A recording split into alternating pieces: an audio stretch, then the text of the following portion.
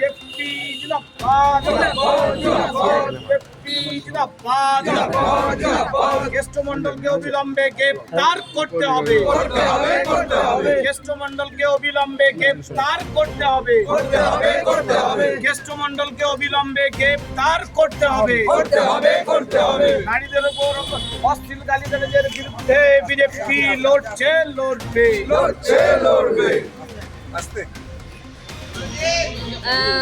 অনুব্রত মণ্ডল গত পরশু এক আইসিকে থানার আইসিকে তার মা বান তুলে কদর্য ভাষায় যে গালিগালাজ করেন সেই অডিও ক্লিপ জনসমক্ষে এসছে এবং সেটা আমরা জনসমক্ষে তুলতেও লজ্জা বোধ করি।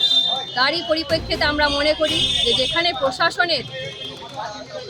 যেখানে প্রশাসনের বাড়ির লোক এভাবে কদর্য ভাষায় গালিগালাজ করতে পারে, সেখানে সাধারণ মানুষ, সাধারণ মহিলারা কিভাবে সুরক্ষায় থাকবেন, এই বিষয়ে মাননীয়াও যেন দৃষ্টিপাত করেন এবং কাদের ওপর দায়িত্বভার দিচ্ছেন সেটাও যেন চিন্তা ভাবনা করেন।